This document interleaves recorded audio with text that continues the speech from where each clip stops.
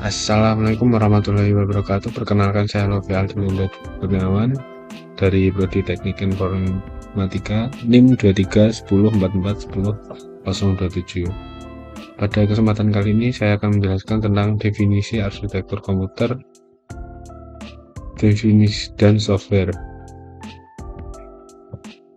Untuk yang pertama, pendahuluan.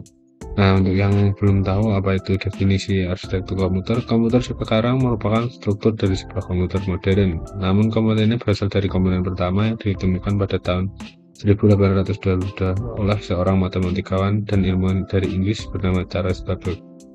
Komputer adalah bagian penting dari kehidupan kita sehari-hari, mulai dari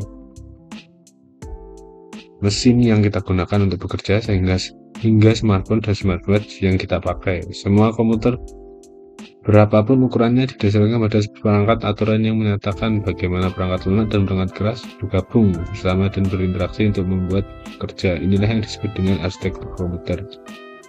Di sini ada gambar Charles Babbage yang ekonomi waktu manusia adalah keunggulan mesin di pabrik. Selanjutnya, Charles Babbage penemu gagasan pertama komputer. Untuk yang ketiga, nah, pada presentasi kali ini saya akan membahas tentang definisi arsitektur komputer, sejarah arsitektur komputer, pembahasan arsitektur komputer, definisi software, sejarah software, dampak software, dan jenis-jenis software. Definisi arsitektur komputer. Komputer berasal dari bahasa Latin computer yang berarti menghitung atau komputer. Karena pada awalnya komputer pertama yang dirancang digunakan untuk keperluan perhitungan, seperti inspirasinya diambil dari alat hitung tertua yaitu bernama Abqus SM300 atau lebih dikenal dengan SIPOA, yang berasal dari negara Cina. Konsep komputer pertama kali dirancang oleh Howard G. Aiken, seorang dokter dari Harvard University 1937, bekerja sama dengan IBM International Business Machine Group.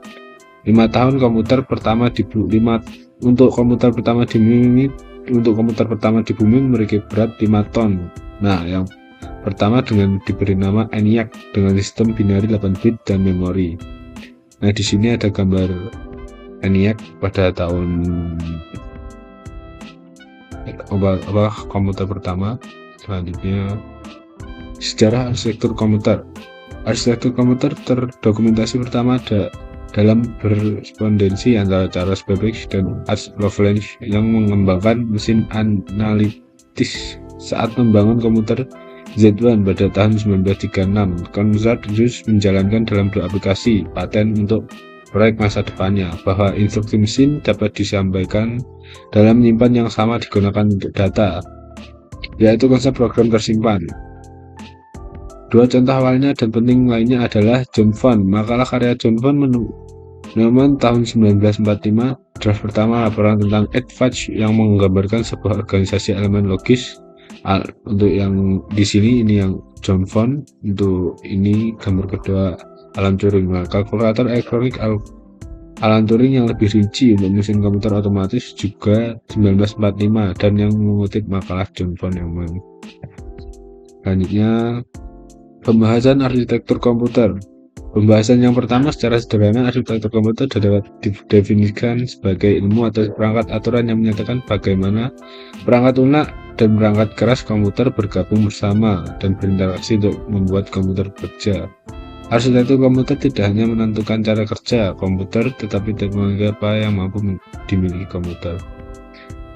Komputer terus menjadi bagian utama dari kehidupan kita, dan arsitektur komputer terus mengembangkan program dan teknologi baru dan lebih baik. Arsitektur komputer terdiri dari aturan, metode, atau prosedur yang menggambarkan implementasi fungsional sistem komputer.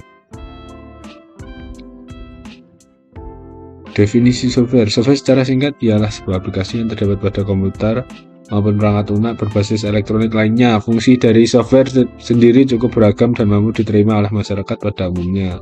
Software adalah instruksi langsung untuk komputer atau perangkat elektronik lainnya yang dapat ditemukan di berbagai tempat dan pemakaian beragam.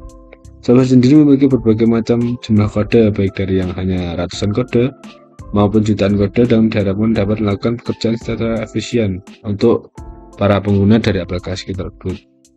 Pembuatan software itu sendiri dibuat menggunakan sebuah bahasa pemrograman yang dibuat oleh programmer, kemudian disusun oleh kompiler sehingga membentuk kode-kode yang dibaca oleh perangkat keras. Sejarah perkembangan software. Perkembangan software berproses melalui beberapa era, diantaranya era pemula pada tahun awal mula 1950 sampai 1960, era stabil 1960 sampai 1970, era ekonomi 1970 sampai 1980, era modern 1980 sampai sekarang.